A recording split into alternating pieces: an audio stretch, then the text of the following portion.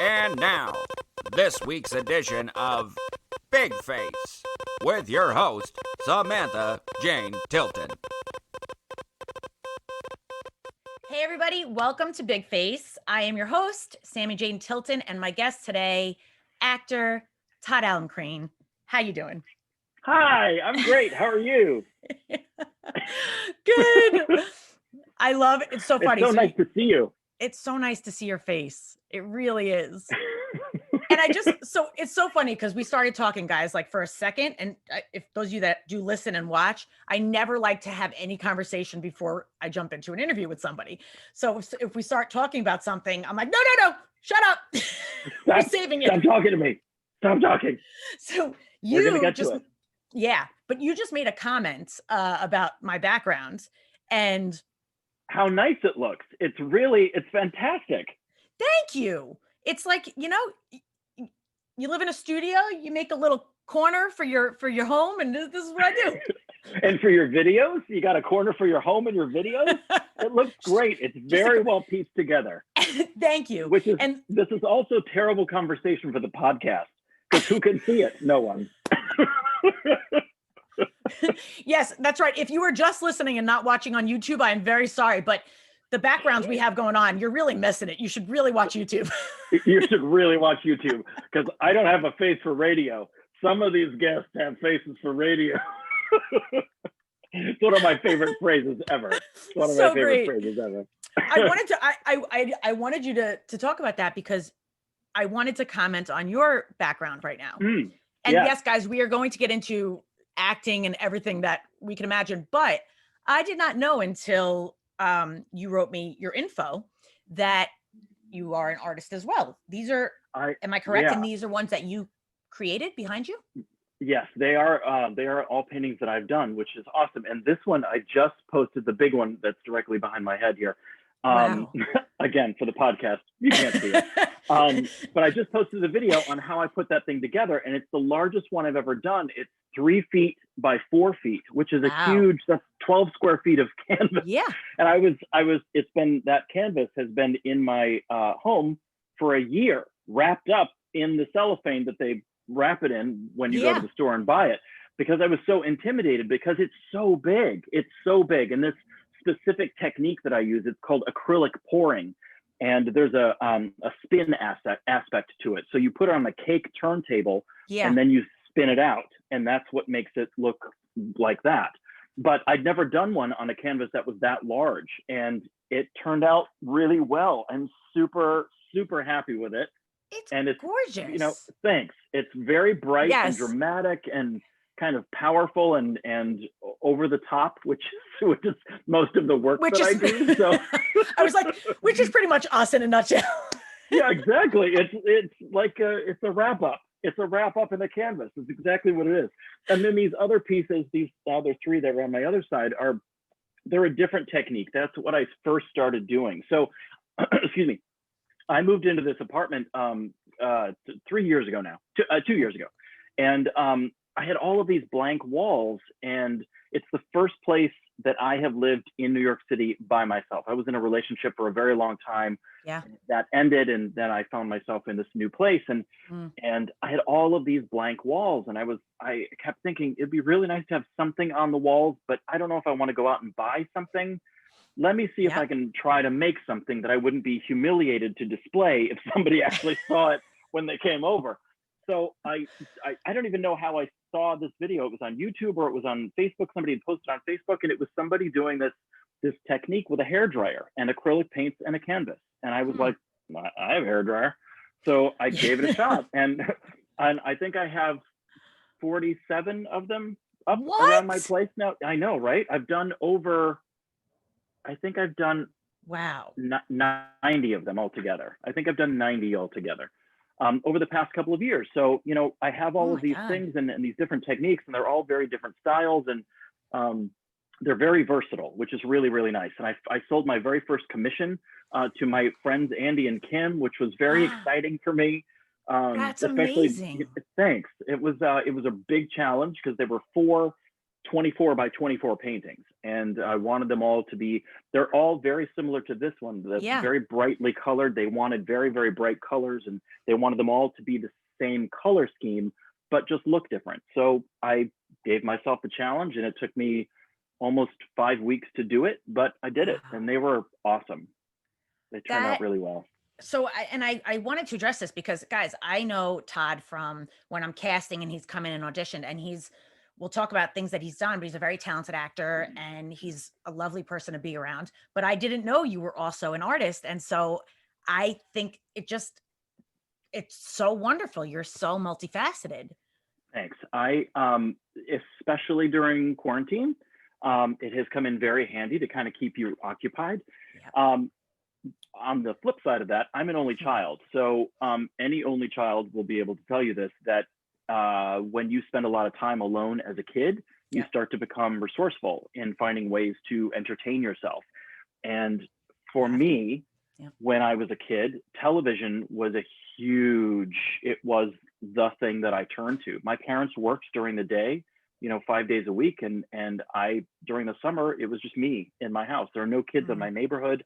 I don't have any kids in my family. So it was tough. I had a really hard time adjusting to the fact that I was alone so much, but television became so important to me, and I watched a lot. And then, putting yourself in quarantine again after having been single, you find something to occupy your time. It's just something that we do as only kids. We're not reliant on any other people to fulfill that kind of entertainment aspect of our lives when we are by ourselves. We don't have to go out to dinner. We don't have to go to clubs. We don't have to do all that stuff. We know how to be by ourselves. That's what we do. It's kind of what we do a lot.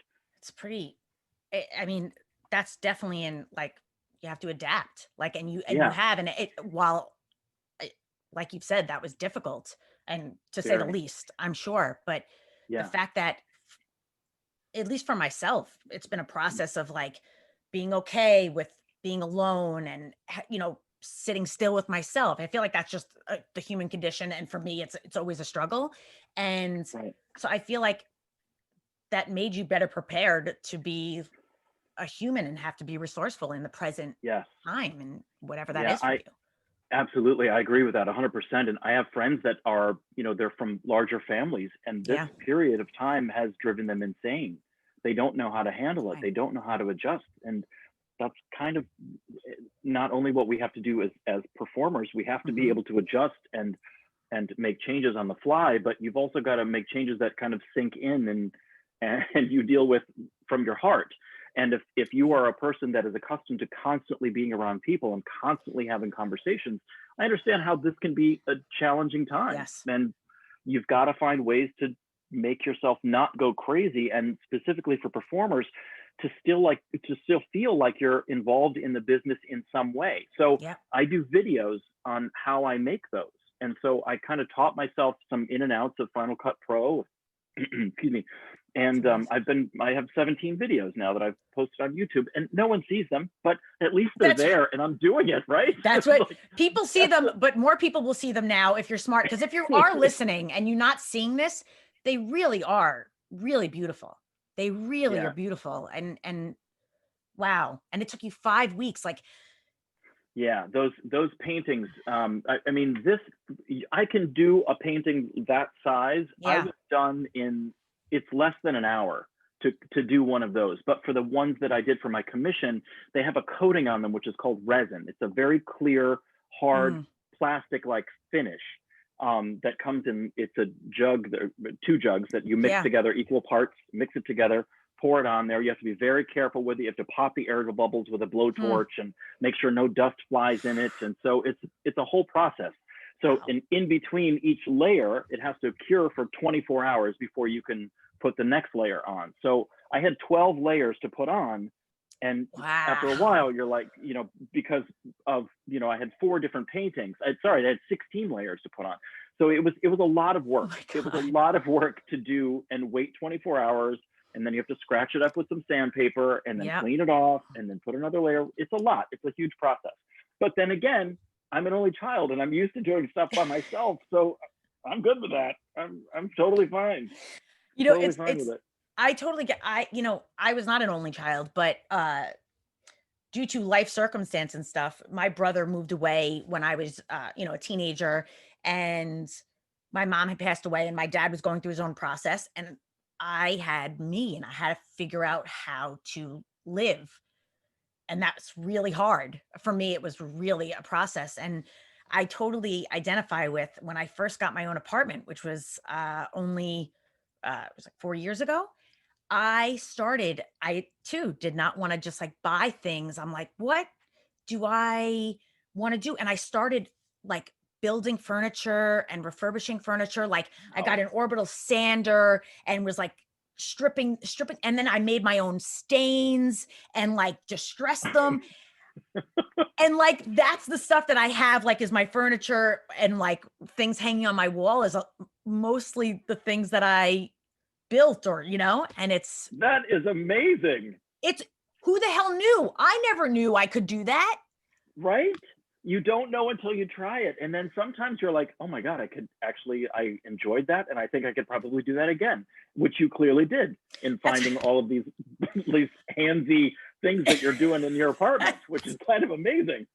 Good Lord. It's like, there's something, but I don't know if you feel this way. There's something like so gratifying about creating something with my hands. Yes. I know exactly what you're talking about. It's when I'm acting, that's like a total, it's exactly at the right thing at the right time. Like it feels, but building with my hands, fixing is just like, I don't know. It's insane. Yeah, I know exactly what you're talking about. I also cook and bake a lot. So I love the science that for me, it's the hands, working with your hands, and it's also the science of it. I love baking because it's a very precise set of things that you have to put together and you know what the end result is going to be. It's the same kind of thing with my paintings because there's a formula for the paints that you have to mix together. So there are 9 different ingredients that go into this formula in the 3 different elements that I have to use to make something that looks like that. And I love the science of it. I love the exact measurements. I have a scale that I use, and like, but I understand what you're saying about the handsy. Like you understand, there is such an internal joy that you feel from having made something with your own hands. Yeah, we're both, by the way, if you're only listening, we're both just shaking our heads, kind of like, yeah, we get it. You get it. And, I love it. And like seriously, and for any of you out there that feel like, oh, my dad is somebody that hires a handyman to do everything. Like it's just not his thing to like fix things around the house, and he has no interest. But I encourage anybody that's like, oh, I could never do that. Try. If you feel an ounce of you would want to know, try. What's the worst that could happen? I mean, don't go doing like electrical work, without knowing anything. That's the one thing I'm like, I'm not going to go there. No. Not unless I really learn, because that's dangerous. Right. That's so dangerous. I thought about it, but I was dating somebody. I was going to do a fan like through, and they were like, they were like in construction and stuff. They were like, you might want to pause. Keep building, but stop doing that.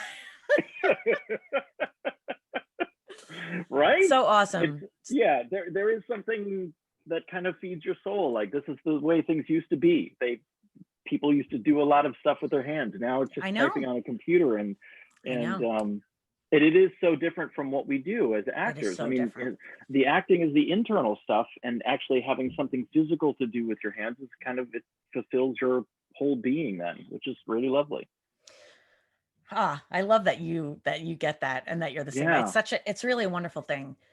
You spoke about like with baking and stuff that there's a formula, and I'm curious about you. For me, when starting to act and when starting to approach this business, it's not, for me, I found there is no like set formula or set path. Like there isn't, like, if I want to be a lawyer, I have to go to school, I have to do this, I have to pass the bar. With acting, there is no set formula for every given person. And for me, I'm very good if I have something to follow, but left to my own devices, it can feel so overwhelming and impossible. That's where you and I differ. I would much rather be left to my own devices because it then forces me to figure it out on my own. And I do a lot of mentoring of young actors, and I teach workshops. And one of the things that I tell them is, in any mentoring session or any workshop I teach, is everything that we're going to talk about in the next couple of hours is my opinion. And if you did another workshop with another actor, you would hear completely different things, because like you just said, no one's path is the same as anybody else's. There is no set in stone way to go about this business. One of the questions that you get all the time as an actor is, how did you get your agent and manager, and how can I do it? Well, I can tell you my story, but you're asking me two very different questions that have nothing to do with each other. I'm going to tell you the story of how I got my agent and manager, and then you're going to have to figure it out on your own, because there is no way for me to tell you, this is a surefire way. If you follow these steps, these 6 steps, you will absolutely end up with an agent or a manager at the end of this. Nope, that's not how it works. You ask 50 different actors, stand in Times Square, not right now, but any normal time during our lives, stand in Times Square and ask 50 actors that walk by, how did you get your agent and manager? You will never hear the same story twice. So it's ever, no matter what city you're in, not just New York, but it's different for every single person. And there is no easy answer. You've got to go through the steps yourself. You've got to figure it out for yourself. And that's sometimes really frustrating, especially for young actors, because they don't know where to start. When I first moved to New York City, right after I graduated, I moved here 13 days after I graduated, and I thought I was ready. I went to school. I grew up in Illinois. I went to school in Ohio for 4 years. I moved here 13 days after I graduated, and I went through one of the worst time periods of my entire life. It was a 2-week time period where I was living above, there used to be a Ben & Jerry's on the corner of 43rd and 8th Avenue. I don't know what's there now, but it was actually the building where New York Times was actually printed. It's not printed in Manhattan anymore. There's a studio out I know exactly what you're talking about. I know exactly what you're talking about. So I lived on the 10th floor of that building, and I sat in the windowsill. There was literally one window. It was just one window, and it was a room that was welcome to New York. Right? It was the entire apartment was the size of probably your bathroom. Like it was big enough for a twin size bed, a table with one chair and a wardrobe. And then I had a one burner. It was an electric thing, and one of those college fridges and a sink with it. Like that was it. I mean, then there was a little bathroom, but it was tiny. So there was a time period when I first moved here that I had no idea what I was doing, and I had nowhere to turn. I didn't have anyone to turn to. So I sat in that windowsill for 2 weeks straight, just looking out from the 10th floor of that building, just watching people walk by on 8th Avenue and 43rd Street. And the only thing that I could think of sitting there by myself was they all have somewhere to go. All of those people are walking somewhere. They're going somewhere. They have things worked out for themselves. They know what they're doing. And I don't have any idea how I could even join those people. Like it was the Little Mermaid song that I want to be where the people are. Like I literally wanted to be where the people were, but I couldn't figure out how to get there. And I could see a deli from my window on the west side of 8th Avenue. I would go down and I would get my lunch at that deli, and I would scurry back to my apartment, sit in the windowsill, and I would eat my lunch and look at those people walking around on the street. And I kept thinking, I am so alone. I've never been so alone and so completely without a clue in my entire life. And here I am, and I have nowhere to turn. And it was the weirdest, darkest time of my life. It wasn't like a suicidal thing. It was I am completely lost, because I did really well at school. And I thought, of course, it's just going to transfer over, and I'm going to get to New York City, and I'm going to end up in a big, fat Broadway musical. That's not how it works. That's how it worked in your head, because you were thinking about some fantasy life, but that's not how the reality works. So I had to learn that it took so much hard work just to get out of the apartment, to go to that open call, or to go to get at that stage. Backstage was a magazine that you actually went to the newsstand and purchased. There was no online when I first moved to New York City, so you did everything manually. And then you would go back to your little crappy apartment and you'd circle the ones that you thought you were right for, the audition notices you thought you were right for, and then you'd put those headshots and resumes in an envelope and then take them to the post office, and then you'd wait 3 or 4 days or 5 days or a week or 2 weeks before anybody would call. Chances are you'd never hear anything. And then every week you would keep doing the same thing over and over again. But now things are all on your computer, and you can just take a look, and there are 5,000 notices that you can search through and just submit yourself through a click of a button. So the time is different, and you have to be able to adjust, as we mentioned several times already. But that experience that I went through as a young actor in New York City, trying to figure it out, it scarred me so badly that I made myself a promise that if I was ever in a position to give back to the career I was hoping to have one day, I would do it for anyone that asked me, and I would never charge them for it. And I've stuck by that. So anyone that I mentor, I don't charge. All of the workshops that I teach, I don't charge. It's because I don't have to. I'm not doing that to make a living. I am doing that because I feel that the information that I have gained throughout my entire career is not just mine to keep. It's my job to be able to spread that information and maybe make it a little easier for somebody who's kind of struggling through trying to figure it out themselves. And I understand how hard that is. I understand what a struggle that is, because I have been there. And I've talked to a lot of people who have attended my workshops or mentoring, and they say, there aren't very many workshops given by actors, because it seems as if everybody has their own struggle and their own path that they've clawed and gnarled their way through to get where they are. And that's my information. That is mine to keep. Why would I bother to share that with anybody? I struggled for so long to get here. I worked really hard. Awesome.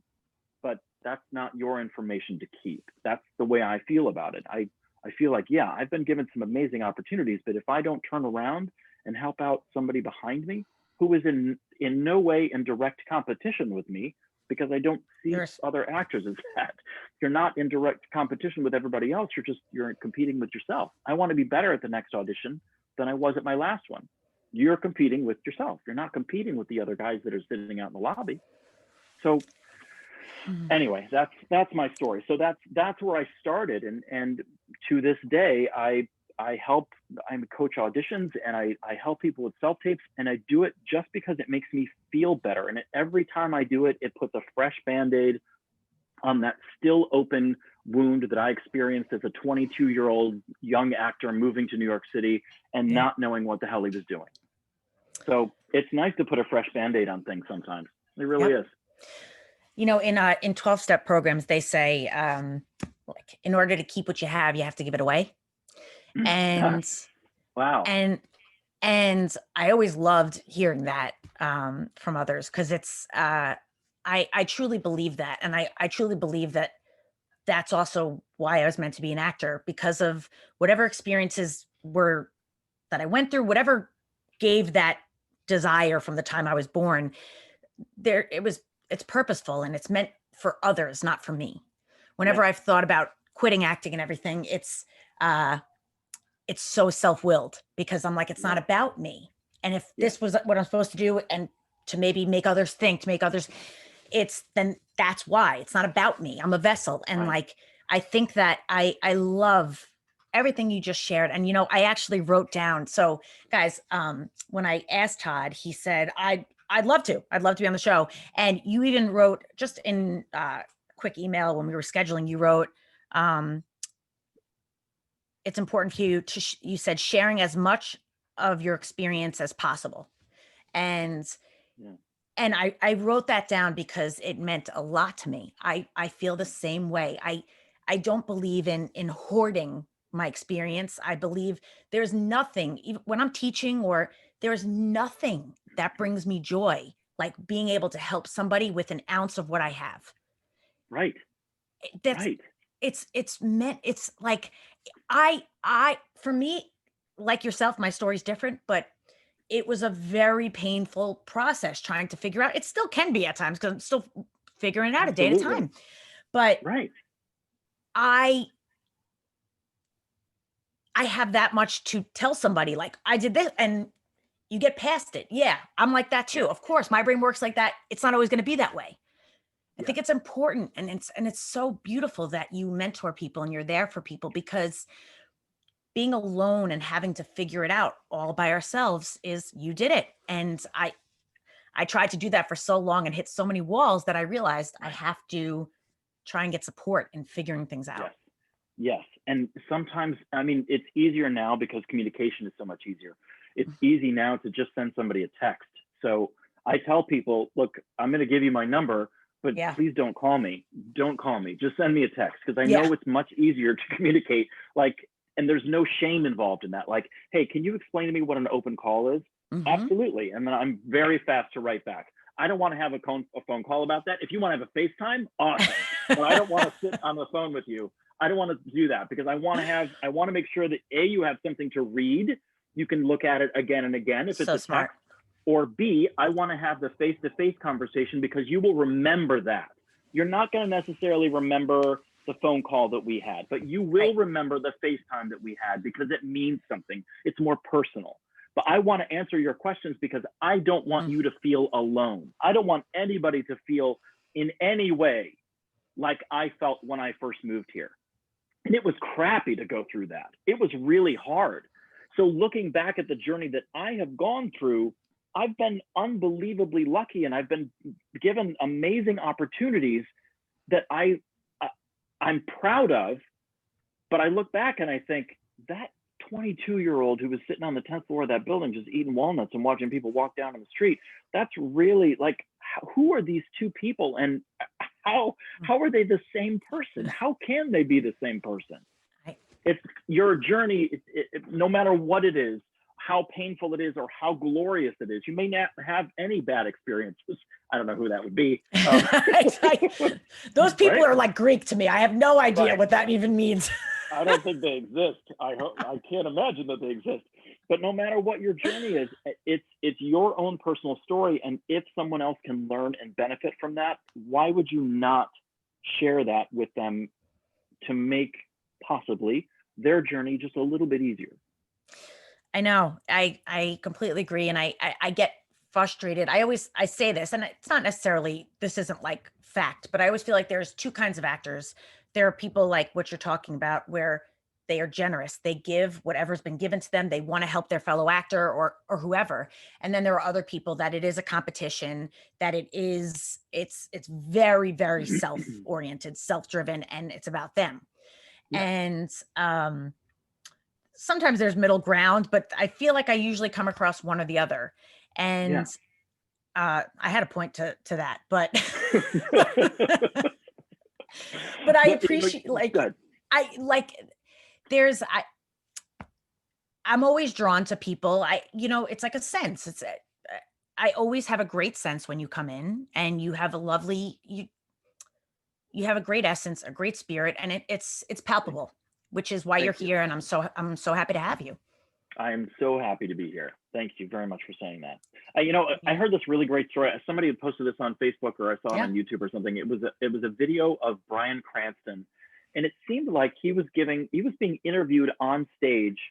I want to say in front of a group of actors. It may have been at NYU. It may have been, I don't know where it was really exactly, but somebody had asked him in the audience. They'd taken questions from the audience, and somebody had asked him, what do you think about the audition process now, and how different it was when you first started out? And he said, I love that question. And I'm going to bastardize this, so I'm going to get it wrong. So forgive me if I get the details wrong, but this is the gist of it. He said, and what you had just mentioned, like in competition, he said, I used to think about me being in a waiting room with the other guys, and I'm competing against them. So I'm measuring them up one by one, looking around me thinking, okay, do I stand a better chance at this job than that guy over there? Even though I've seen his work and I know his resume, and he's done a lot bigger things than I have. So that's how I used to think about it. I am in competition with everybody sitting here in this waiting room. And he said, then I got to a certain point where I started to feel a little bit more successful in the business. And he said, then I started to think about auditions in a way that, he said, let me ask you this question. Let me tell you the story. He said, imagine that your best friend in the world is constantly complaining about how cold they are in the wintertime. And they really wish they had a scarf. I think that a scarf would just make, this coat is great, but I just wish that I had a scarf. And then you go out and you get that person a scarf, the warmest, most beautiful scarf ever. You give that person a scarf and you know that they have this experience. They have this joy from having received something that they love so much and that they weren't expecting. He said, that's exactly how I think about auditions now. He said, I don't compare myself to the other people. And great, Bryan Cranston doesn't have to audition anymore. But he said, at that point, I learned that I wasn't in competition with the other guys sitting in the waiting room. He said, I'm just there to offer a gift. I am walking into that studio to give either just the casting director or the casting director and the producers and the directors and the clients or whoever it is. I am there to give them a gift. This is what I've worked on. This is how I've worked on this material so hard with a coach or without a coach.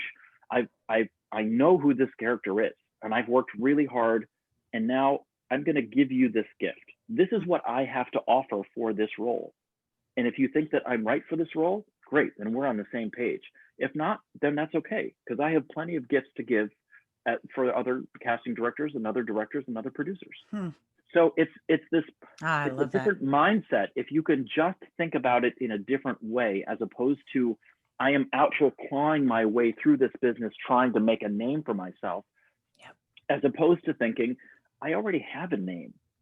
It's my name and I'm unique. And one of the biggest things that I try to tell, especially young actors, is to figure out exactly what it is that you're great at. Not just good, but great. The thing that will make you stand out first at the beginning of your career. I didn't know any of this at the beginning of my career. I figured it out. Who does? Looking back on it now, right. This is why I wish I had someone like me to tell me, like, this is what you need to do. Like, Trust if I had someone to tell me, like, look, you need to figure out exactly what it is that you are great at, not just good or mediocre, but great, because people will start to notice that. You will become known for that. And then you can eventually branch out, which is exactly what happened with me. I knew I was great at comedy. I knew it. I knew it in 7th grade in Mrs. O'Brien's photography class that I was great at comedy, because I thought, if I can make an adult laugh, I think I got this. I think I understand how this works. And she was funny. She was a good teacher. She was awesome. But I learned in that class. Oh my God. I learned pacing and I learned timing in terms of, like, kind of standing up on your feet and improvising your way through something. And that kind of transferred over into college, where I knew that I was great at comedy and I could nail whatever it was that I was given. I didn't realize that I was building this kind of tool chest, or this little box of tools that I could pull out and use for different auditions and different characteristics and different characters. But I figured out very young what it was that I was great at. So I pursued that. Anytime that I saw comedy, I sent my stuff in, because I thought, I got that. I know that. I can give you a different twist on it than you've ever seen before. And I'm confident with that. It was different. That confidence is different than cocky. I was confident. Very different. I knew that I could do it. I knew that I could do it. Just give me the chance. And that's how I started. And luckily enough, I was able to do a show on Comedy Central called Broad City. And that was a big deal for me. Like, that's exactly how I got my manager. We met, it was a month and a half before I booked Broad City, and we had agreed to just freelance. So we met, and she said, I don't freelance with people, but let's give that a shot and see if it works for you, if it works for me. And 6 weeks later, after we said that, we didn't sign, I booked Broad City, and she was like, yeah, let's go ahead and sign. So I was off and running, and she has single-handedly changed the course of my career. But I banked on something that I was good at, not just good, I was great at. I knew that I was great at comedy. I was great at developing characters that were unconventional and fun and would say things in a weird way, or just like that was something that was in me. So that's my biggest piece of advice for young actors. Figure out whatever it is that you're great at.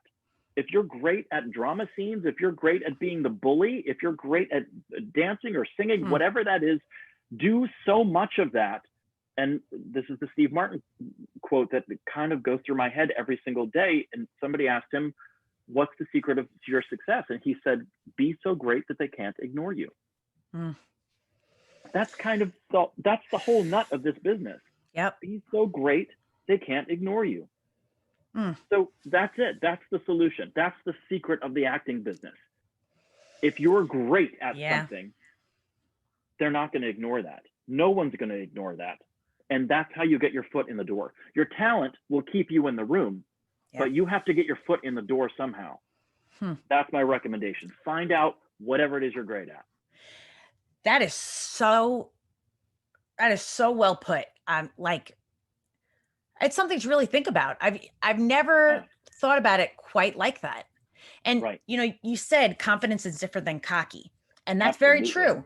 But I think, or at least I've found in a lot of other actors, there's so much self-doubt, so much, and that keeps people, at least from what I've seen, from being able to feel like they are great at something or trust that they are great in something. You said comedy, and I'm like kind of like in awe, because I was always told, so I grew up hearing the messages that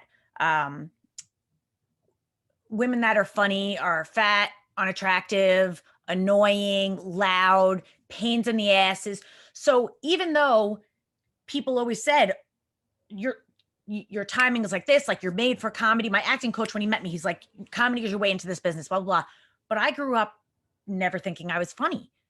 And it's still a thing, like the confidence in it, it's still building because of, you know, being able to have confidence. Because of your past trauma. Yeah. Yes. And the other part of confidence and the lack of confidence in this business is that we are constantly being told no. You're on a daily basis. You're being rejected from that job and from this job and from 6 jobs coming up in a row. Yes. Like you're constantly, it's hard it's very difficult for actors, no matter what stage you are, if you are relying on somebody else to tell you that you are great at something, you are always going to be waiting to hear that. As opposed to having to turn it inside and say, you know what, I'm going to nail this. I am nailing just this one line in this audition because I think this is really funny.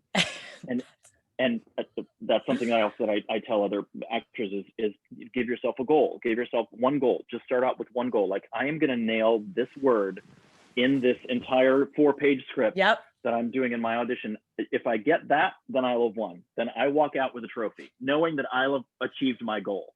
And if you didn't quite get there, at least you attempted it. You at least got in there and you thought about it. Like it was a process that you went through. I'm going to give myself the goal. I'm going to go to the waiting room. I'm going to think about it. I'm going to work really hard. I'm going to get in there. If you meet the goal, awesome. If you don't meet the goal, that's fine too, because you went through the process of trying to create a goal for yourself that you tried to meet. And that's awesome. That is awesome. Dude, but sometimes it doesn't work out that way. No, sometimes it doesn't work out, right? but the feeling good about it regardless, that's the important thing. I like, it's not how it went. Like, yes, would we like to nail every freaking audition? Of course. Yeah, I would like to be the best at everything in my life, but it's not always the case. No. But the going like, good job. You effing brought it, and you brought everything you had today. And if I didn't get there, for whatever reason, I didn't get there that day. But like, it's there. I got to trust that it's there and let it go. Leave it there. So the confidence feel good. And feel good. Oh my God. How many times do people walk out of the auditions and not feel good? But there's always something to feel good about it. The fact that you even got the audition at this point, that's good. That is huge. That's great. That is a huge thing, because there are literally 500 girls that look exactly like you that didn't get that call. You got that call. You got in that room because you might have a relationship with that casting director, or a better relationship with your manager who pushed really effing hard to get you in that audition. Those 499 other girls didn't get in, but you did. Yeah. That's an accomplishment. If you get in there and crap the bed, fine. You got in the room and you made an impression. You may have left a smell of poop in the room when you left, but still. But you still were in the room. You got in the room. That's great. Good job.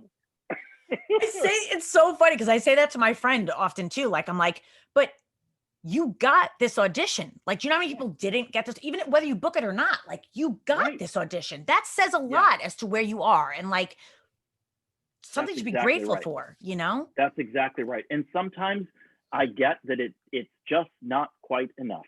Like, getting that audition is not quite enough because you want this job so hard, so much, and you know that you are this character.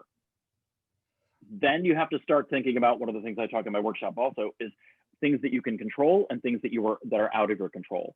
You can't control the resume of somebody else who's in a competition, quote, quote, with you for the same role. You have no control over the fact that they may have already made an offer to someone after or before you walk in the room to audition for that part. You have no control over that. The only thing that you have control over is giving your gift, as Bryan Cranston says, in the room to the people who are sitting behind the table. That's what the goal is. Give yourself a little goal. I'm going to nail this word, or I'm going to nail this sentence, or I want this moment to mean something to me. I want to feel something when I say that. Great. If you meet that goal, that's your gift. You walk out of that room feeling better about yourself as a performer without having to have that external pat on the back. You do it yourself. Yep. Because sometimes there is no pat on the back. You're waiting. You're like, most of the time there's not. Your shoulder. You're just waiting. Like, could somebody just pat me on the shoulder? That'd be great. Anybody. I'll literally. It doesn't matter who it is. I'll take anything. Is your kid in the office today? Just have him hit me. Right. Just somebody, like a dog, just a bump up against the shoulder, like anything. I'll take anything. Throw something at me. I'll take it. I don't care. Right. If it's a book or a brick or a shoe, it doesn't matter. I just need somebody to make contact with me. That'd be great. But this business is so hard, and we beat ourselves up so much, and we feel the external beat up all the time as well. So the more people that we can find in our lives that make us feel better about how crazy and insane this whole business is, or other actors that have similar experiences that you can bond with, having conversations with people is really important, and finding a little network or a little nest of people that you can rely on to share stories and swap stories and learn from. That's kind of, it's community building, first of all. Yes. And second, it gives you somewhere to turn, because the worst feeling in the world, as I have explained and experienced, is being alone. When you don't have anywhere to turn, you don't have anyone to turn to. Communication is important. Communication is very important. Very. Thank you for saying that. That's, and I was not going to do this podcast because it became about me, and like, what if nobody listened? What if? And it became apparent finally, it just became apparent that it's not about me. If we're connecting right now, so many of the people in our field are just humans, can identify with this. So if this at all reaches one person and it makes them go, oh, he did this, he got Broad City, and it was hard, he had to figure it out. Oh, so people don't just like, and that gives people hope for another day to keep going. It's like, that's what this is, connection with others, and hearing my story, their story in others. And I just think it is so important. It is so important. So thank you.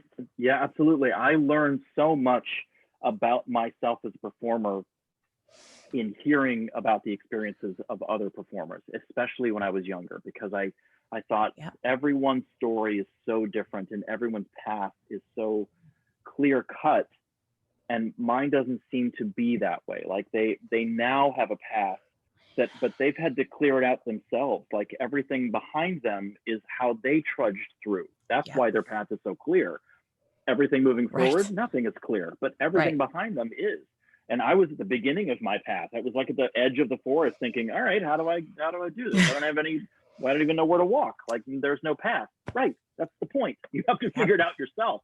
which is part of the adventure. And a lot of people that I'm sure, and I know as well, don't end up doing this for a living once they graduate with the degree from school.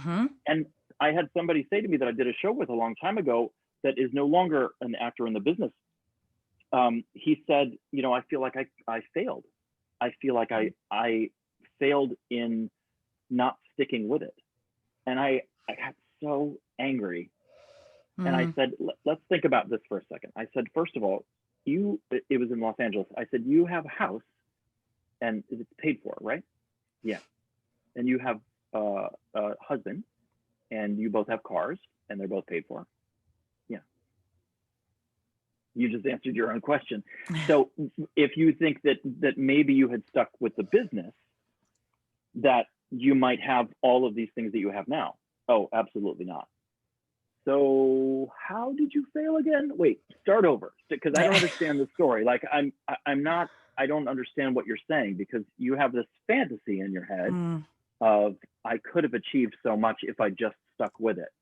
But look where you are now. You have a tremendous amount of things in your life, and you're at a really good place, and you have happiness and joy, and great. So even if you didn't stick with the business, something that is constantly rejecting and constantly telling you no, then I'm confused about where the feeling of failure comes from. That doesn't make any sense to me. And it's the lens through which you view it, right? Yeah, and it's right. And it's so important to hear somebody else, like, your spin on it and say, can I point out the obvious to you? Because you're not seeing the obvious. And then people, it's kind of like, that's true. I'm like, would you ever do that? And it's like, no. So then you're allowed to, it's amazing. In our own heads, it can look very different. Exactly. And I have the greatest conversation I have ever had with a single person happened with a girl at my 10-year high school reunion. I think it was 10. Maybe it was 10. Maybe it was 15 or 20. I don't know what it was. Anyway, her name is Teresa. And we were friends, in high school. And, we're connected on Facebook now. Yeah. But the greatest conversation I've ever had was with her at my reunion. And because when you go to a reunion, you're like, hey, what are you doing? What are you up to? And I live in New York City now. And I'm an actor. And I said, what are you doing? And she, without a moment's hesitation, without any sense of shame or embarrassment, she just laid it out there. She said, I am the manager of a fast food chain, and I love my job. And I was like, this is the greatest conversation I've ever had. And I have never forgotten that. That was years ago. And I just remember the feeling of joy that she had, because she loved what she did. And she knew that she was great at it. Like, that's awesome. That is like the best thing ever. Right? That's the goal. If you can say what it is that you do and feel that little flutter, that little first date flutter in your heart when you say it. I'm the manager, and the name of the restaurant is called Beefaroo. I'm from Illinois, and it's a big chain. So Beefaroo is the name of the restaurant. She said, I'm the manager of a Beefaroo, and I love my job.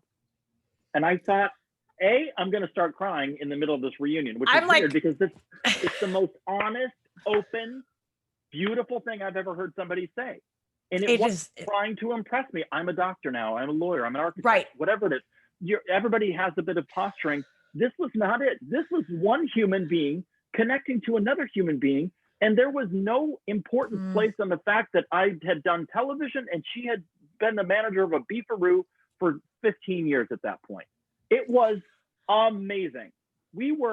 I was so happy to have had that conversation, because I learned so much about myself, how important it was to make sure that the person that you're talking to, no matter what the situation is, they feel like they're the most important person in the room.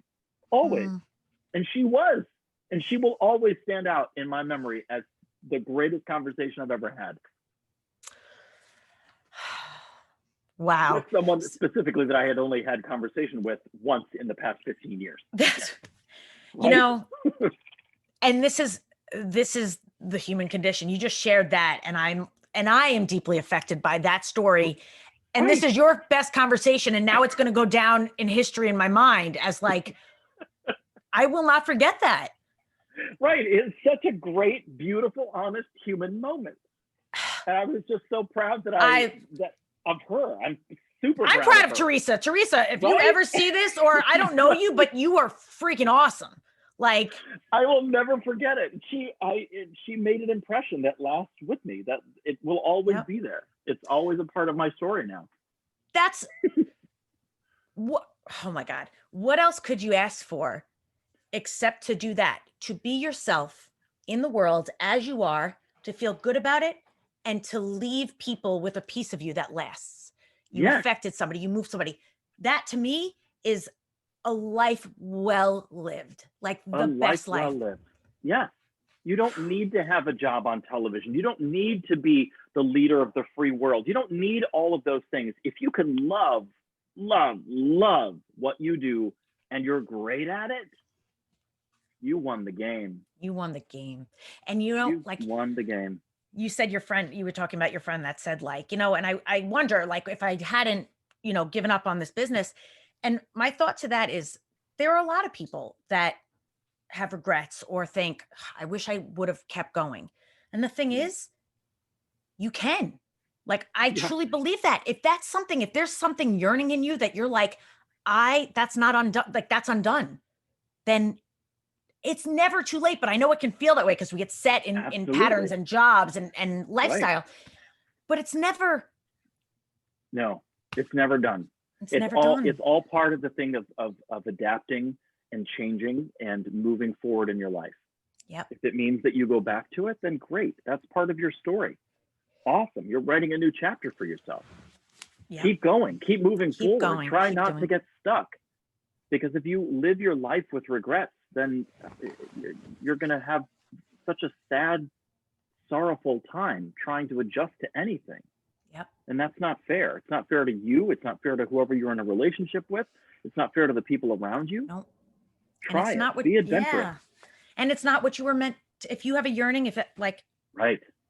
That's there for a reason. I truly believe that. Yeah, absolutely. Figure out whatever it is you're great at and try it.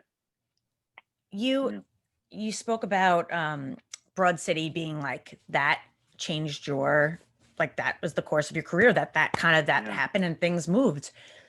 Yeah. What did that feel like? And like, I have so many, what is your favorite thing that you've worked on? What did that feel like? And then I want to know the favorite thing that you've worked on. What did that feel like? Okay, so Broad City was a unique experience for me because I auditioned for the casting director who I'd known for a very long time. And I went into that audition, auditioning for a different part. And it was literally, he had 2 sentences. He was the maitre d' of a restaurant, I think in the final episode of the first season. He was the maitre d' of the restaurant. The girls come in to have a fancy dinner together. And it may have been the final episode, I can't remember. But Amy Poehler is actually in that episode if you watch from the first season.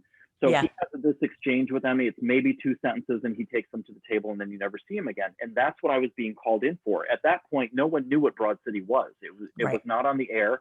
And my manager had submitted me for this little part. And she was like, let's get him in 2 sentences. He's not going to do too much damage in case he gets in there and craps the bed.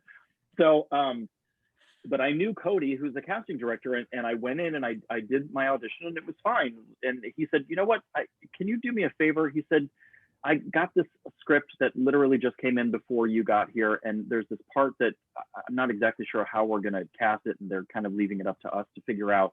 So can you just maybe go take a look at it and we'll bring you back in. And so I took the sides and I went out in the waiting room and I looked at it and it was for this character named Kevin. And it gave a little description that he was a guy, he was wearing makeup and he had braces. He was an adult with braces, but they weren't actual braces. They were some type of mouth apparatus, but they looked like braces. And I was like, okay. And then right there, my little tool chest opens up and I start thinking of all of the different characteristics that I can pull out for this character. And it was a really fun guy. Like he was a really ridiculously over the top image that they had painted in the character description. And I thought, I think I know who this is. I think I get him. So I looked at it. I looked at the sides for maybe 5 minutes, the length of time that the next guy took to do his audition. And Cody came out and he said, I can give you more time. I said, I think I'm ready. I said, can we go in? And he was like, yeah, let's go. And so in the audition, I said to him, Cody had his bag. There was like a one of those cloth grocery bags. Yeah. Sitting next to his desk. And I said, can I use that for a second? And he was like, for the audition? I was like, yeah, can I just hold it? And so he's like, yeah, sure. So I took the bag because I saw this character as I'm sitting out in the waiting area with this bag that this is a terrible thing to say, so keep that in mind. And I mean this in the best possible way. One of the most annoying things in the world for me is watching a woman walk down the street and she's got a bag that she's taking up the space of another human being next to her.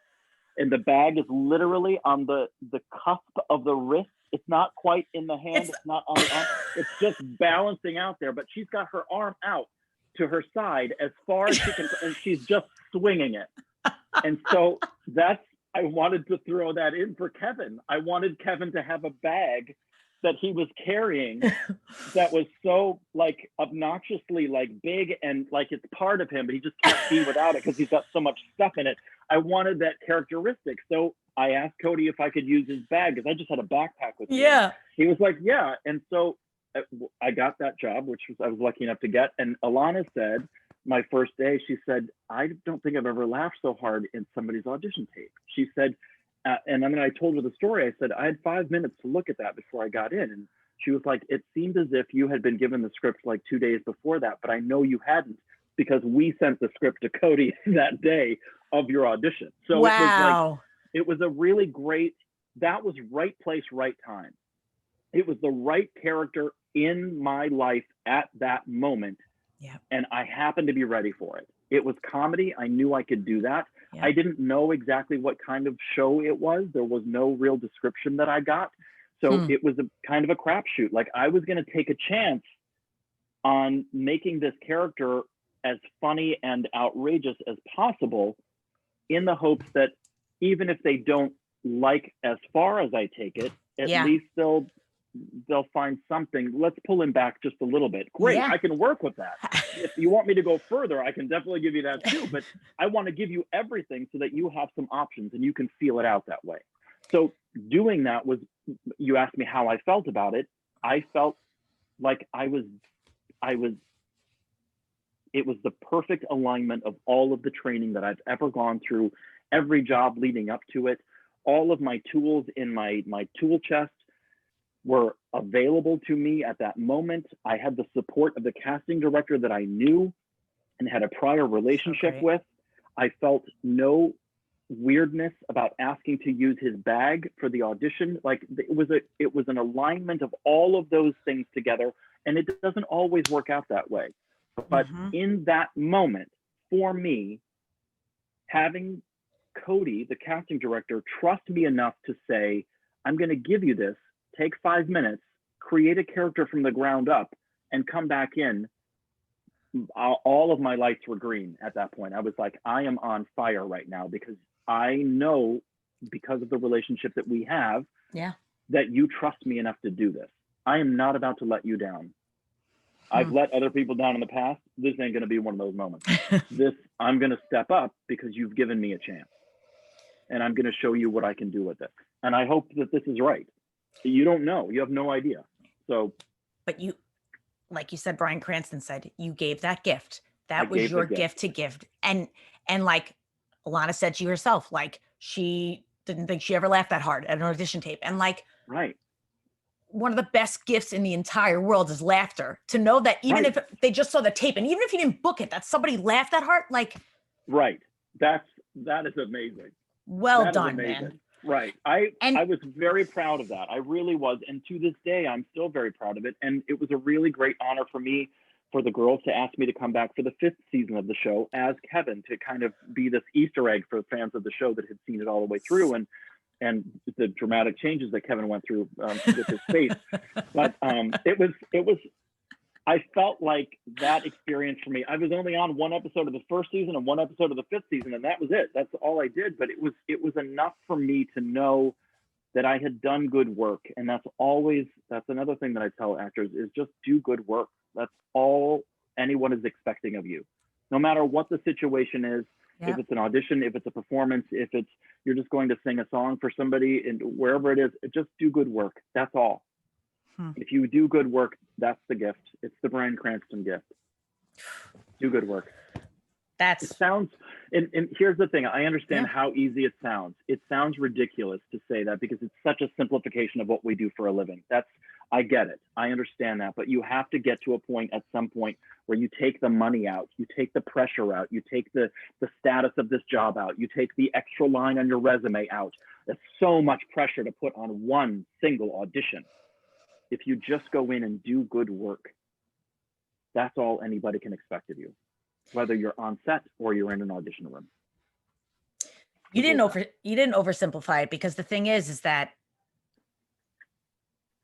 is where you laid down all these bricks for us today, describing some of your experiences and what you've been through to get to that point.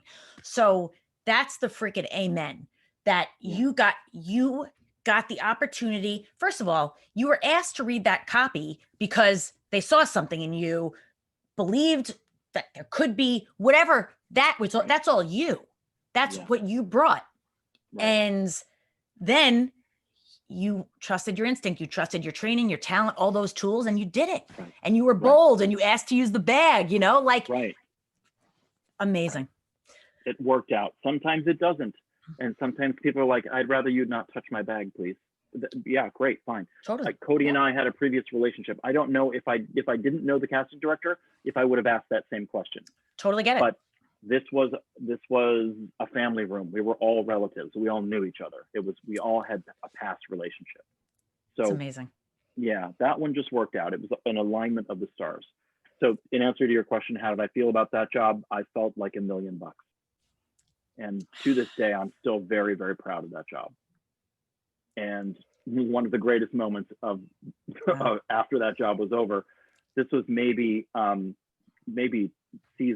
when season 3 was airing of the show. I had gone in for an audition, and the casting director had said something about, we want this. We didn't know each other. No, we did know each other. We knew each other very well. And I said, so can you just give me an idea of the feeling of this show? Because I'm a little lost. And she was like, well, it's kind of Broad City. And she said, do you know that show? And I said, I was actually on the show, but yeah, I get it. I guess. And she was like, wait, that's my favorite show on television. What character did you play? I was like, I played Kevin in the first season. She was like, what?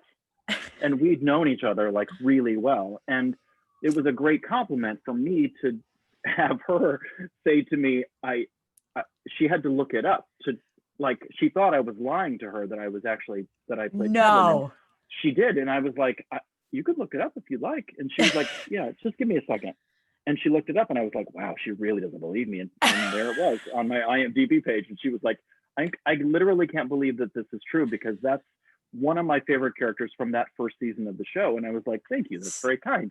So we don't have to talk about this anymore, but let's move on. And she was like, I'm sorry, I'm having a hard time, like, because I didn't know it was you. And I watched it. I've seen that episode probably 4 times, and I still didn't know it was you. And that's a giant compliment, you know? So there's so many little takeaways that I had from that one experience, which was extraordinary. And so it was an extraordinary experience. I love it. It's one of my favorite jobs I've ever done. Is it the most favorite job I've ever done? There are 2 others that I think rank just a smidge higher. Tell me. One was on The Punisher. I did a show on Netflix called The Punisher. That's the last. I think that maybe the last time I saw you was, and I was like, you were great on Punisher, and that's Punisher's one of my favorite characters. Like that Punisher's like my dude, that character. Yeah. So that show is like near and dear to my heart. And then when you were on it, so I'll let you talk about it, but he was, guys, if you have not seen Punisher, like, and you were so great on it. You did so well. You were just right, man. Just right. So go ahead. Please tell me about it.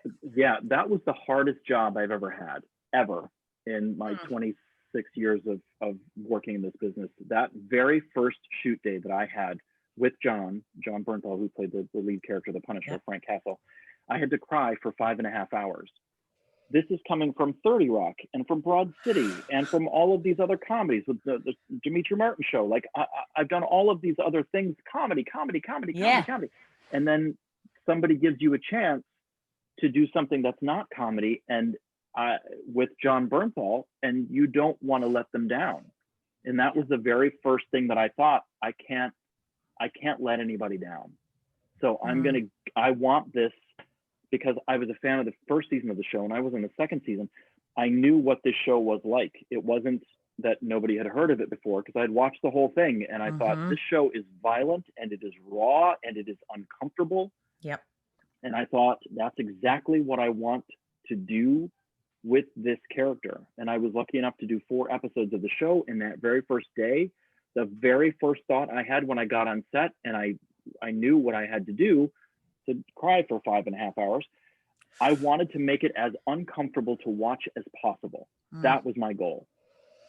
And I knew that in order for that to happen, I needed to be as physically uncomfortable as possible. So I put myself in that position and I made myself so vulnerable throughout that entire shoot. And I learned a lot about myself as a performer, but I also learned a lot about other performers, namely working with John, because I was terrified to meet John to begin with, because we are 2 very different types of people. I didn't know John at all. Yeah. And I had seen his work on The Punisher, and I knew him originally from The Walking Dead. Like that was, right, Sean. That's yeah, how right. yeah, exactly. So I knew that he was a big badass. And I thought, no one's going to see badass written as this. Like that's not this guy. I don't know how we're going to get along. And so I found out I got the job and I was like, this is awesome. And then I realized, I have to work with John Bernthal. I don't know how this is going to go, because we don't seem very compatible. And so I was in my trailer. I'd gotten to set that morning, the very first shoot day with John. And I'd gotten the makeup, or I was going, the PA came to my trailer and he was taking me to makeup and hair. And I was nervous because I didn't know at what point I would meet John. And I wasn't sure exactly how this exchange was going to take place and how I was going to feel or what he was going to say. Or I thought, if anything, it would just be a hi, how are you? And, go fuck yourself or whatever. I didn't know. It's John Bernthal. You don't know what you're going to get. I didn't know what I was going to get. So I was really like nervous about the lead up. Like, how do I navigate with someone that I am so different from? We don't necessarily speak the same language. And so I walked up the steps of the makeup trailer and I opened up the door, and John's chair was literally right in front of the door, and he's facing away from me, looking at me in the mirror. And all of a sudden he stands up, and I was like, oh, this is going to happen. It's going to happen right now in front of everyone in the makeup trailer. And I thought, this is the moment that I'm never going to forget, because I have to really measure out what he's going to say against everything that I have been dreading for the past week leading up to this moment right here. Yep. And he stood up and he turned around like he was getting makeup done on his, he has some tattoos on his arm. Yeah. Covered his tattoos. So he just stood up, like he pulled his arm away and he made eye contact first, and he stood up and he faced me, and we're exactly the same height. He looked me right in the eye and he got really close and he said, hey, I'm so thrilled that you're here. He said, I've heard so much about you and I can't wait to do the stuff with you on the scenes today. And I was like, don't fucking cry. Don't cry. Because I don't know what's happening right now, but my world is not at all what I thought it was going to be. And I thanks, John. Wow. I really appreciate that. He said, I can't wait to get in there. And I was like, and that's how John talks. He's like a big bad guy. I was like, the voice is fantastic right now. Right? I'm just like, I worked with John enough to know that that's how he talks all the time. That was our first meeting, and I was like, oh no, we're good. And so I sat down in the chair next to him, and I got my stuff done, and we chatted, and it was like, and this is an honest statement, and I have never been able to say this before, but I have never, ever in my career had a bromance like I had with John Bernthal. We couldn't talk enough about acting. We couldn't talk enough about the beats of the moment. We couldn't get enough time together.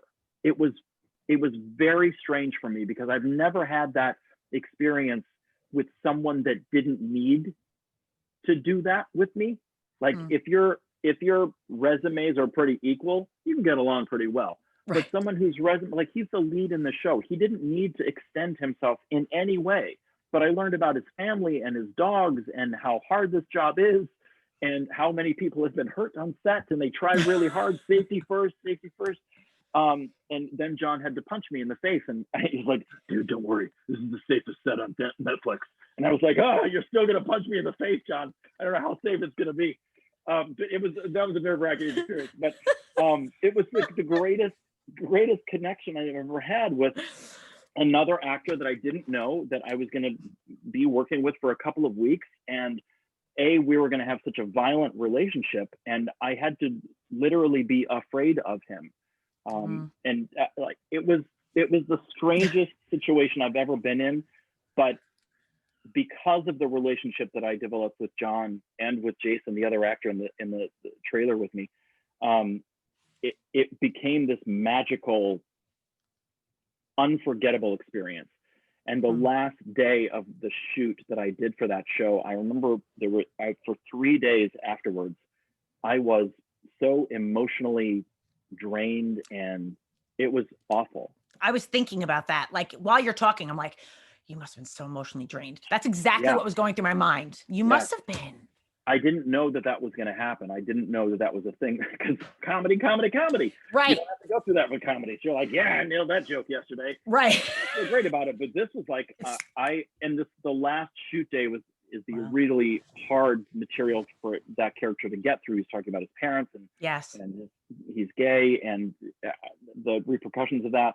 And it was an incredibly well-written little section of material that I had to do over and over and over again. And I became more and more vulnerable. And that just lasted for 3 days afterwards. And that was really hard to shake. I'd never experienced anything like that. It's a hangover.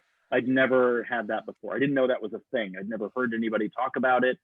And then the next job I did, was for a show on CBS called FBI. And Missy, the lead actress on that show, we were talking about that, about having put yourself in such a state of vulnerability because I got a little upset in the scene that we were doing together. And she was like, I had to do this episode of Law and Order, and her character goes to this sexual assault, and she said the director kept pushing me to go further and further and further, and she said I just kept feeling more and more uncomfortable because I knew that it was so raw and it was so real, and you have to ride that fine line of giving the director what he wants and making sure that you fulfill the need that you have inside of you for this character, and then also kind of protecting yourself at the same time. And we talked a lot about that, Missy and I. She's a great actress and she's really smart, and it was just I've been really lucky to have some amazing conversations with people and build connections. And again, those things are not just mine to keep for myself. It's like there are good people out there. I know that you've probably met some really, really terrible people, but I've also met you, and I've connected with other people that have been on my show that I did not know. And I am so grateful that I know better now and that I want to stay connected to. And there are a lot of good people. There's a lot of crappy stuff in the world. There is. Absolutely. And a lot of pain. But when you're open to seeing it, there's really a lot of love and beauty too. Yeah. And that's the key. I think you hit it right there, that you have to be open to it. Like you have to know that there is something else. Yeah. If you keep punishing a dog for getting on the couch, they eventually learn not to get on the couch. But there's something always in their head that says, I'd like to be on the couch right now. That's kind of the way that we have to think about it. Like we're getting beat down by the outside world and being rejected on a daily basis, and you're being told no.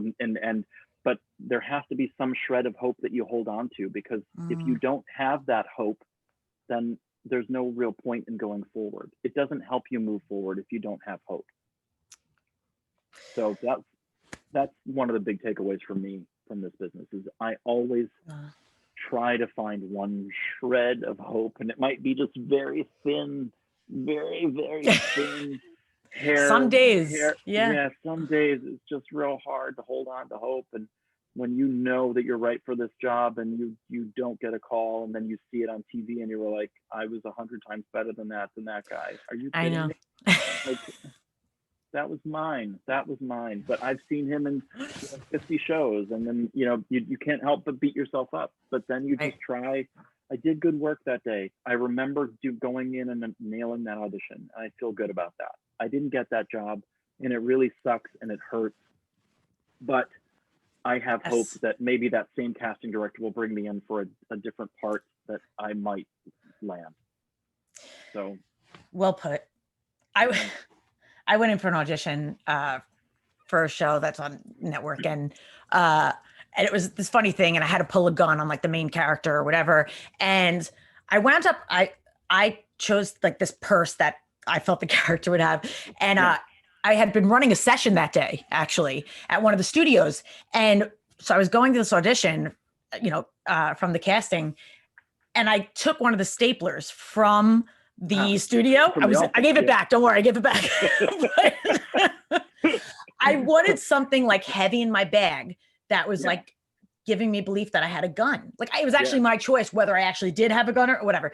And then like putting my hand and like feeling something cold during the audition, like I was about to pull. And long story short, I had so much fun. I wound up pulling out the stapler and I was like, I'll fucking kill you. And then like, so funny. Like then the second time they were like, oh, okay. But then I dropped it because I had to put my hands up. So it made a loud noise. So then they were like, great, let's do it again without the stapler. And no joke, I was so into it again. Yeah. I took the stapler out, but this time I was like, all right. And I put it in the bag, and I was like, sorry, I totally just took it out again. They're like, no, it worked that time.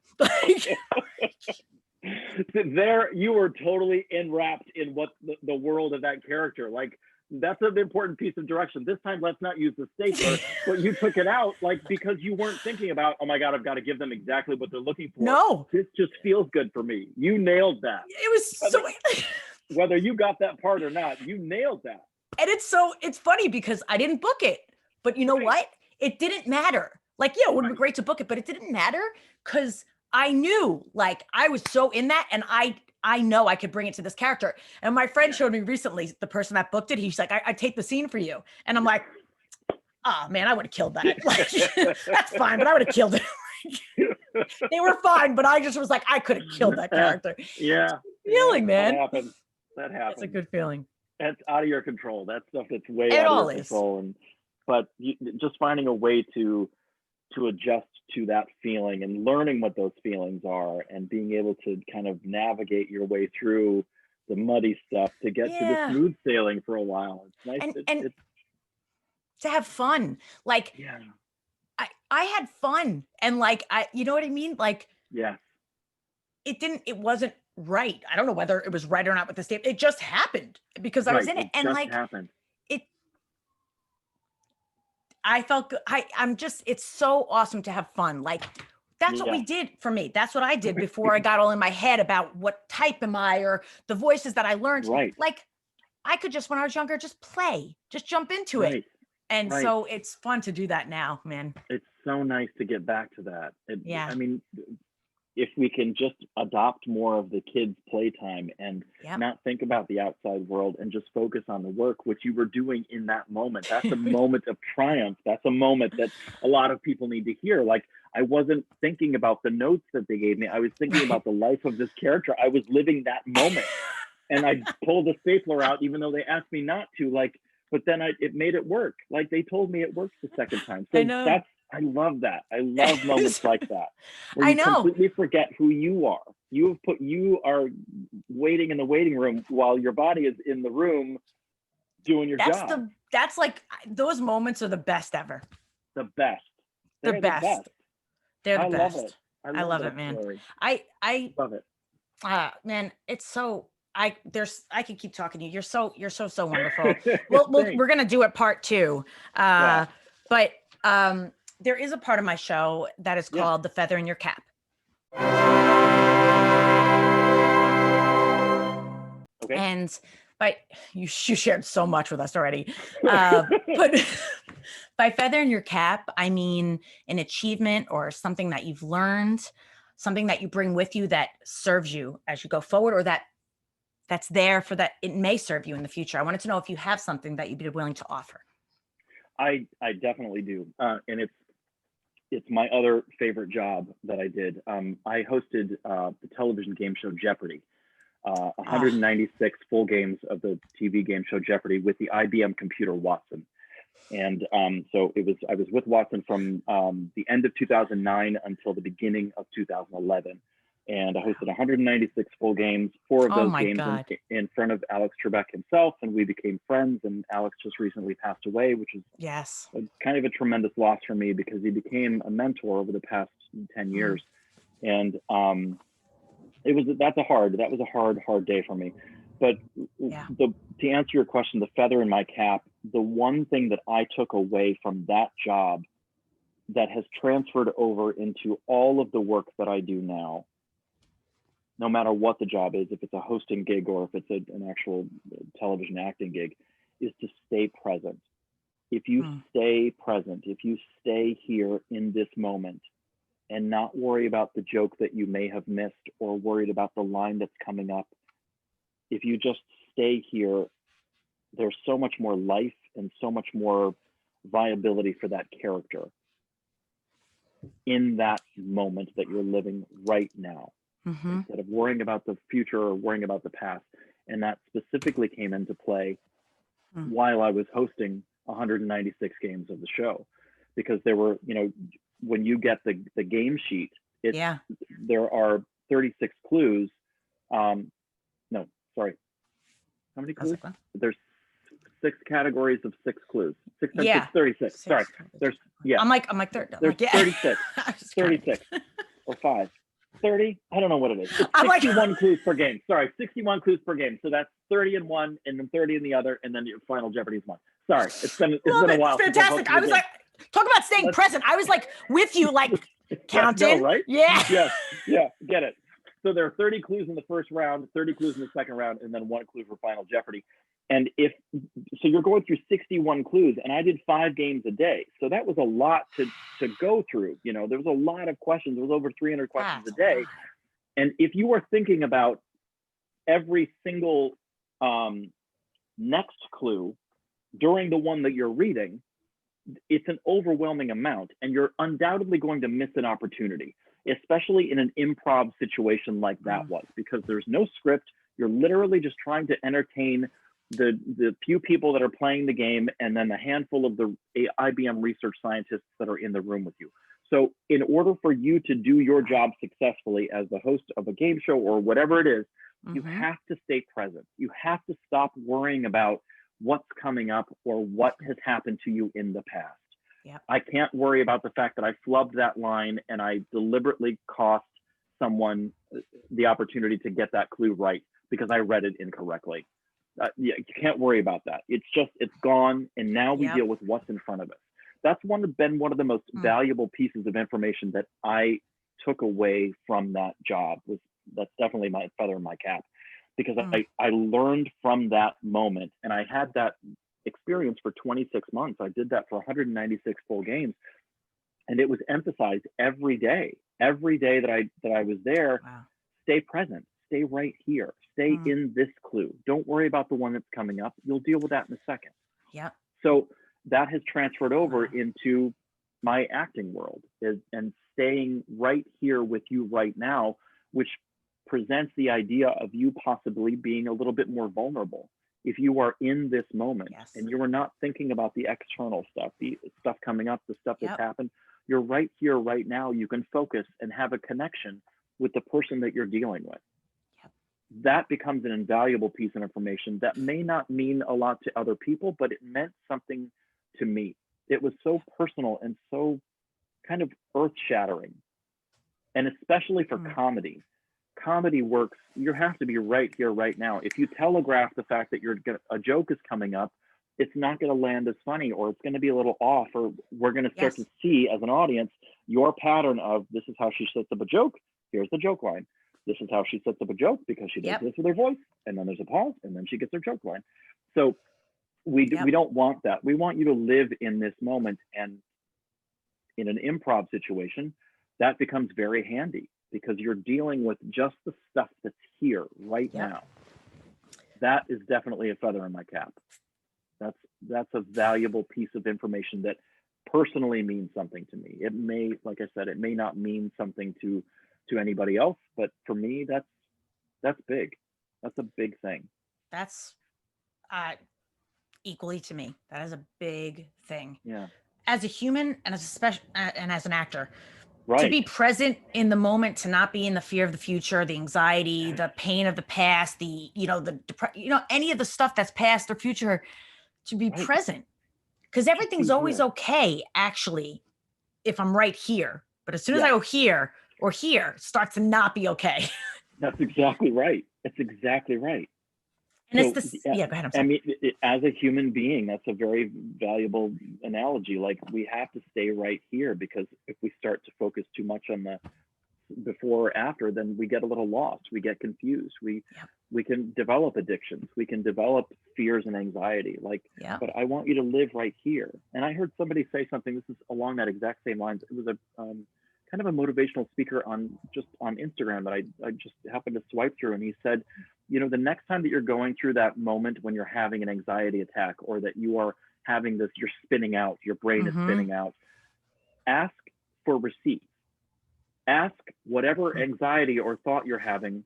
Okay, I understand what you're telling me, that I should be freaked out about this, but show me an example in my past experience, or in my experience dealing with this particular issue or this person, where this exact thing has happened before, so that I am justified in developing that anxiety. And 9.9 times out of 10, there are no receipts. There's no other experience that you can show that, well, here's the proof that you need to see.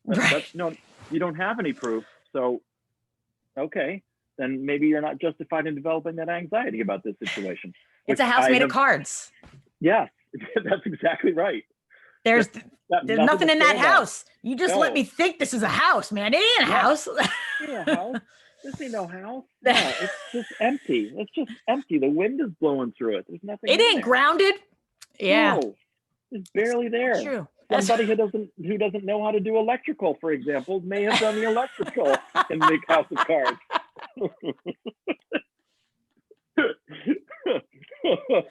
Oh, that's great. Oh my God, man, it is so nice to have you here. Thank you very much for having me. I appreciate this. I could talk to you. I'm like, I can't believe the time flew so fast. I could talk to you. It's crazy how much I identify with you. I don't think there's anything. It's crazy. And thank you. Yeah. I hear so much of my experience in you, and that makes me think that there's got to be somebody else that probably identifies as well, and maybe might feel connected. So, man, thank you so much. And thank you. Yeah. Well, you know what? So, guys, thank you so much for tuning in. Thank you for being here with us. Thank you for sharing this with us. We're both smiling. We're happy. We had a great talk. This is a great time. This is beautiful. Tell us, so we talked earlier about Todd's artwork, and he's talked about his mentoring and helping other actors. Tell us where we can find you, where people can keep up with you. Yeah, I on Facebook, Todd Alan Crain is my name on Facebook, and on Instagram as well, Todd Alan Crain, at Todd Alan Crain. And on Twitter. I don't do so much on Twitter. I'm more on Facebook and Instagram, but especially for my art stuff. So my art studio has an Instagram channel as well, and it's Todd Alan Crain Art Studio. That's my Instagram handle for that. But that's if anybody has any questions about the business, I am so more than willing to talk about it. Just to take kind of the mystery and the sting out of things. And anybody with any questions. I don't put any limitations on it, no matter what your experience level. That is, so for those of you that don't know how generous that is, I'll just let you know that's really generous. I know for me, I want to give everything to everyone, and I feel bad if I can't fully do. So I find it hard to keep up with everything and everyone I care to, if that makes, I'm sure you get it. So that's really, it's so wonderful that you give of yourself that freely in your time. So thank you. I honor that. Thank you very much. Thank you. Thank you. And so guys, Keep up with us. You can like, rate, subscribe, stay tuned and stay connected to us. We're so happy to have you. So happy to have you, Todd. And we'll see you next week. And Todd, we love you. Love you. Best. Thank you. Thank you.